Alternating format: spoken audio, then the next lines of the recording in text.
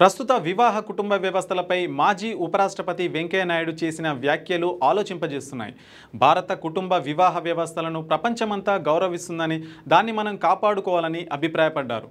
ప్రస్తుతం ఈ వ్యవస్థలు దెబ్బతింటున్నాయి. ఫిజిక్స్ చూసి పెళ్లాడి కెమిస్ట్రీ కుదరలేదని విడిపోతున్నారు. అన్నదమ్ములు కలిసి ఉండట్లేదు.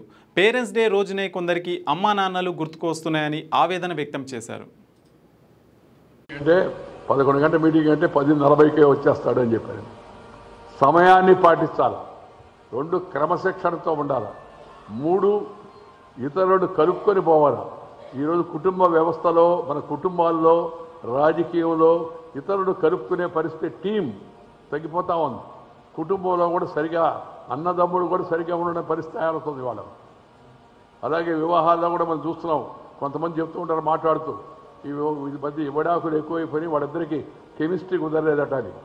ఫిజిక్స్ చూసి పెళ్లి చేసుకున్నప్పుడు కెమిస్ట్రీ కుదరలేదని తర్వాత విడిపోతామని చెప్పిన కారణం చెప్పడమే నాకైతే అర్థం కావడం. ఇది మంచిది కాదు. ప్రపంచంలో భారతదేశానికి గౌరవం ఎందుకు తెలుసా?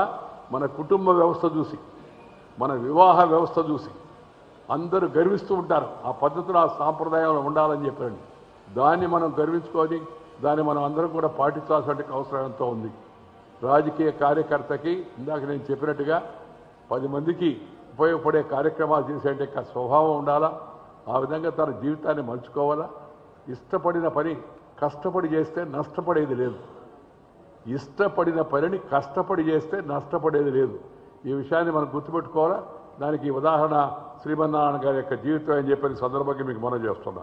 ఇంకొక మాట ఏంటంటే, మన పెద్దలు చెప్పారు, దర్శనే స్పర్శనే వాపి భాషణే భావనే తదా యత్ర ద్రవత్యత రజ్ఞం సా స్నేహ ఇతి కథ్యతే అని. ఎవరినైనా చూసినప్పుడు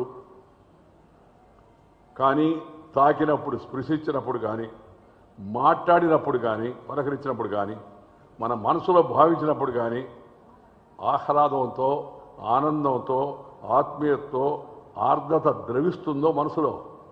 అలాంటి శ్రీమన్నారాయణ కనపడుతున్నాడు, శ్రీమన్నారాయణ గారు వస్తాడనగానే మనసులో చెప్పరా అని ఆనందం వస్తుంది. శ్రీమన్నారాయణ కాదు, అలా మంచి స్నేహితులు చాలామంది ఉన్నారు. ఉన్నప్పుడు వాళ్ళ పేర్లు అనుకుంటే, వాళ్ళ విషయం ఎవరైనా చెప్తే మనసులో ఒక రకమైన ఆర్ద్రత, ఆహ్లాదం, సంతోషం కలుగుతుంది.